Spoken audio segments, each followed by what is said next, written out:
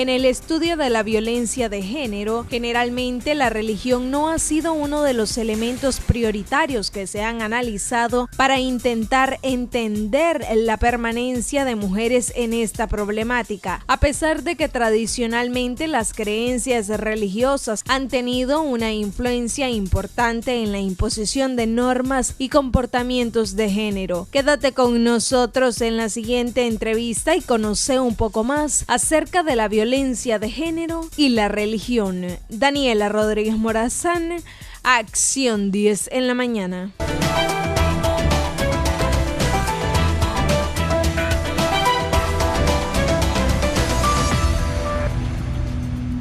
Gracias, Daniela, por introducir al tema del día de hoy en nuestro segmento Motívate. Y es que vamos a hablar acerca de un texto que se ha publicado recientemente por parte de la pastora Blanca Cortés, que ya se encuentra a mi lado, y es el de reflexionar sobre la violencia sexual con un enfoque bíblico y de derechos humanos. Bienvenida, pastora, gracias por estar aquí con nosotros. Si nos hace una pequeña introducción acerca de qué trata este libro que usted ha publicado recientemente y cuál es el objetivo que usted persigue con esta publicación. Bueno, muchas gracias por la invitación a estar en este importante segmento.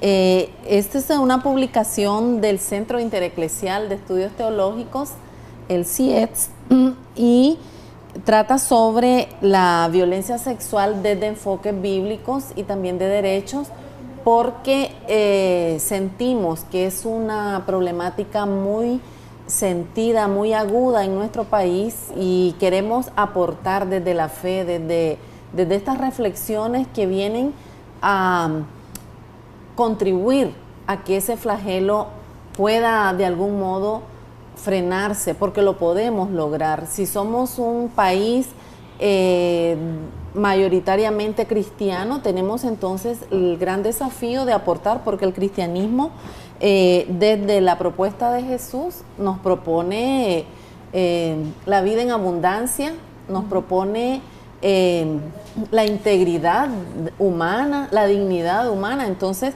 queremos aportar desde nuevas lecturas a esta problemática. Precisamente la pregunta es si la iglesia en general incide en este tipo de violencia doméstica. Sí, bueno, las iglesias son espacios que las mujeres visitan, que las mujeres están, donde la mayoría son mujeres y niños y niñas. Entonces, y es donde se predica el mensaje de paz, de amor. Sin embargo, lamentablemente, también podemos alimentar este discurso violento hacia las mujeres a través de lecturas literales de la Biblia, literales del texto, que no las analizamos desde el contexto en que nacieron, y también desde lecturas muy patriarcales. Por ejemplo, hay una cita bíblica que se utiliza mucho en todas las iglesias, que habla acerca de que la mujer debe estar sujeta al esposo, y vamos a leer parte de ella en Efesios 5:22, usted me corrige. Las casadas están sujetas a sus propios maridos como al Señor, porque el marido es cabeza de la mujer, así como Cristo es cabeza de la iglesia, y Él es el que da la salud al cuerpo. Así que como la iglesia está sujeta a Cristo, así también las casadas lo estén a sus maridos en todo. Esto se puede prestar a la interpretación de que las mujeres deben de asumir un rol sumiso ante sus esposos. Claro, si lo leemos desde una mirada de dominación, claro, ese texto es avasallante para la dignidad y para la autonomía y la libertad de las mujeres. Pero este no es el propósito de esta cita. Claro, entonces el texto te está diciendo que estén sujetas como Cristo, como la iglesia está sujeta a Cristo. Los esposos tienen un enorme compromiso de comportamiento, porque si por ejemplo, un hombre que agrede a una mujer no puede representar a Cristo, porque Cristo no está para agredirnos. Él nos ama, nos escucha, es bondadoso, es misericordioso. Y a veces los textos los sacamos como con una pinza, sacamos este texto. Podríamos decir que es como a conveniencia, o uno interpreta la Biblia según tu conveniencia. Justamente, a veces ninguna lectura bíblica es neutral. Nadie se sitúa de una manera distante. No, está situado desde una posición. Tenemos una llamada telefónica. Muy buenos días. ¿Cuál es su consulta a la pastora? No, está situado desde una posición. Tenemos una llamada telefónica. Muy buenos días. Antes de responder, le pediría por favor que nos escuche a través de su teléfono y no a través del monitor, para que tengamos una comunicación mucho más fluida. Utilice el auricular de su teléfono. Buenos días, le escuchamos. ¿Cuál es su consulta?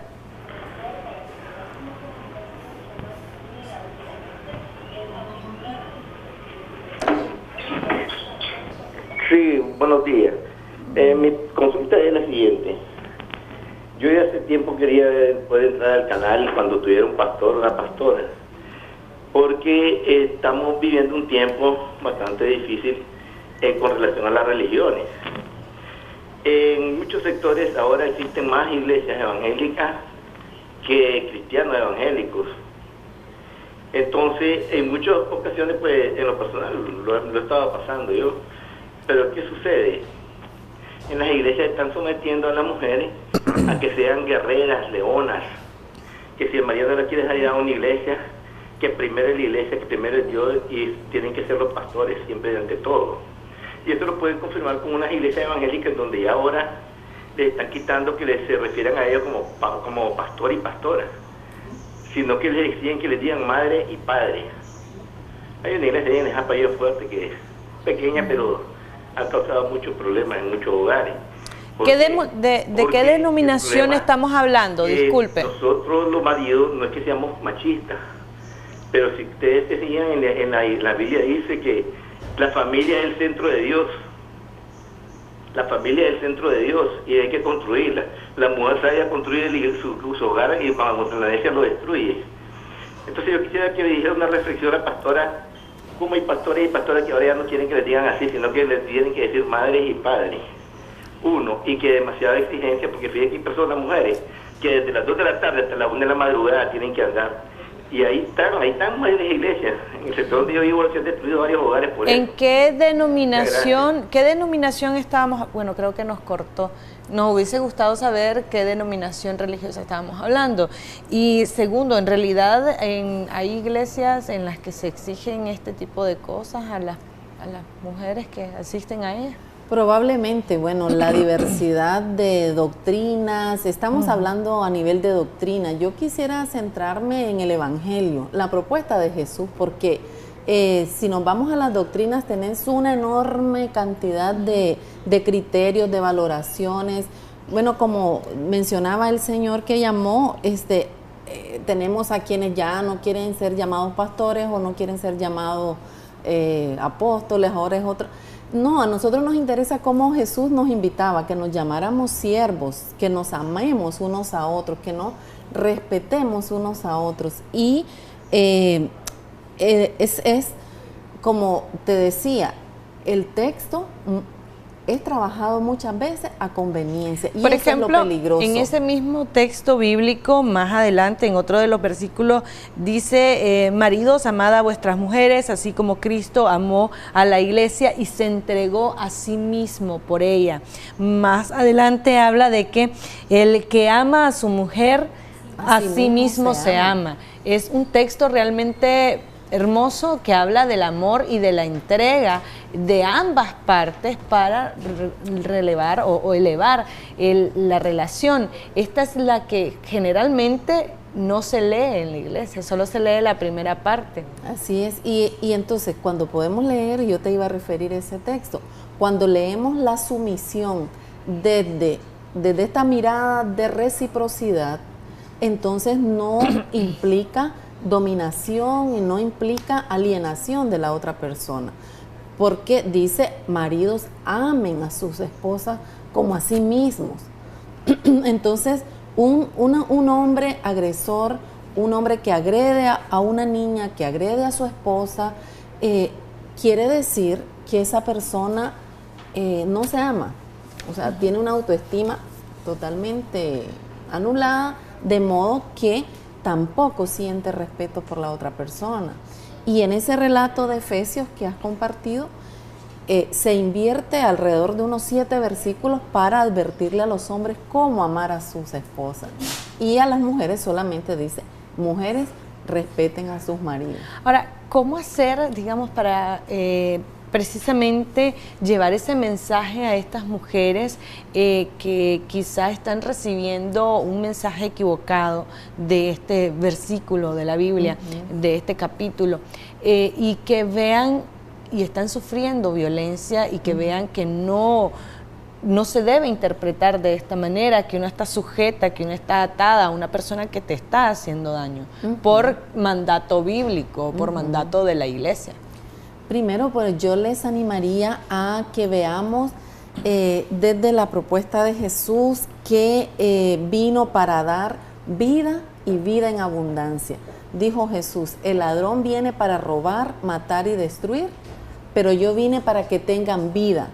Si una lectura bíblica les dice, le daña en su integridad, o una interpretación bíblica de alguien está dañando su integridad, eso no puede ser palabra de Dios. Se puede cuestionar a los pastores, a los sacerdotes que hagan esta interpretación literal y a veces dañina. Dañina, porque afectamos la vida de una persona cuando le decimos, así tiene que ser, aguante a ese marido, continúe en esa situación, porque esa es la voluntad de Dios. La voluntad de Dios es que seamos seres dignos, que seamos seres libres, que tengamos palabra. Entonces, yo les animo a hacer esa reflexión. Esta palabra que estoy escuchando me llena, me libera. Si me libera, es palabra de Dios. Si me oprime, si me mantiene en esa situación, entonces tengo que cuestionarla y dudar de ella. En esta revista, en esta publicación que usted ha hecho, se pueden encontrar herramientas precisamente para poder identificar cuando un mensaje no está haciéndome bien como persona. Claro, les recomendamos, es una obra sencilla, con un lenguaje sencillo también, porque queremos llegar a las iglesias, queremos llegar a la gente que esté necesitando una mayor explicación sobre cómo podemos leer la Biblia de una manera liberadora, cómo prevenir el abuso sexual en la familia.